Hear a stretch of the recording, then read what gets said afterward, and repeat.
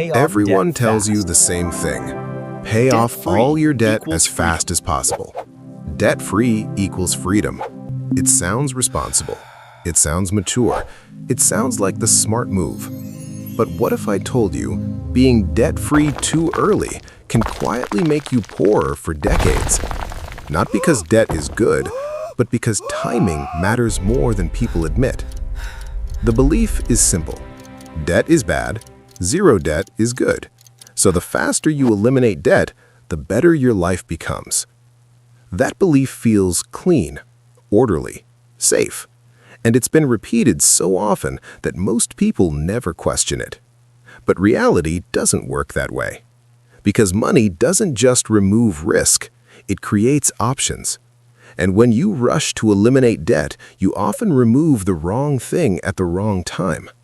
What looks like discipline can actually be misallocation. When people say, "I'm debt-free," they usually mean one of two things. Either they paid off everything aggressively, or they avoided debt entirely. What they don't mean is that they suddenly became wealthy. Debt-free doesn't mean flexible, it doesn't mean scalable, and it definitely doesn't mean optimized. It just means one number hit zero. And that zero can hide opportunity cost, especially when the debt was low interest, predictable, and spread over time.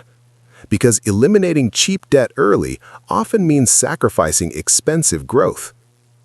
Let's look at the math most people never see. Imagine you have an extra $1,000 a month. You can use it to pay off a loan at 3%, or you can invest it at 8%. Paying off the loan feels guaranteed. Investing feels uncertain, so people choose certainty. But certainty has a price.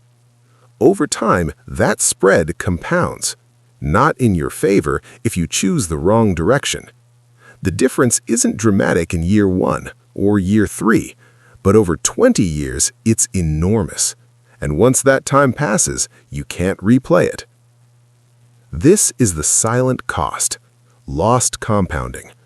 Money paid early stops working. It doesn't grow, it doesn't adapt, it doesn't multiply.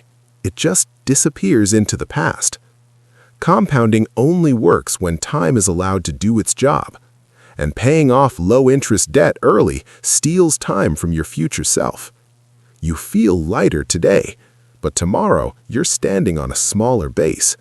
And no amount of discipline can recreate lost years. So why do people do this anyway? Because debt feels emotional. It creates anxiety, guilt, shame. Eliminating it provides relief. That relief feels like progress. But relief is not the same as growth. And comfort is not the same as freedom. Most people aren't optimizing for wealth, they're optimizing for peace of mind. And that trade feels reasonable until you realize peace now can cost you options later. This is where debt-free becomes a trap. You feel done. You stop questioning. You stop positioning.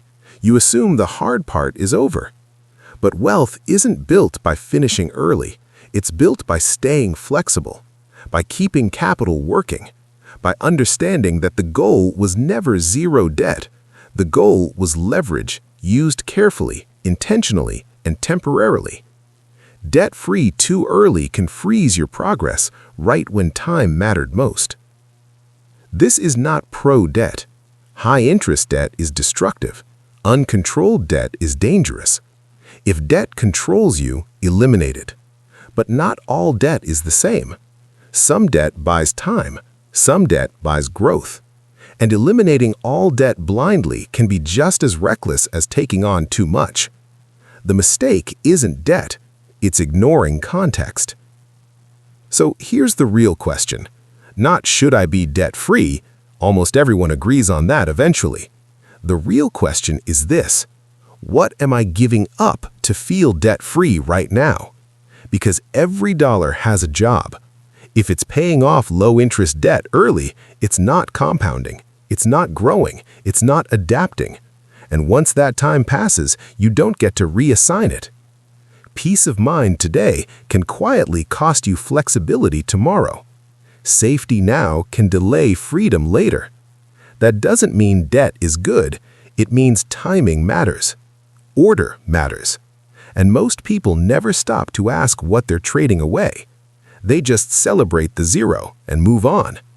But wealth isn't about erasing numbers. It's about positioning yourself for what comes next. Being debt-free feels smart, clean, responsible, safe. But wealth isn't built on how smart you feel. It's built on positioning. And sometimes the most dangerous debt strategy is eliminating it too early. Not because debt is good, but because time is unforgiving. And once it's gone, discipline can't bring it back.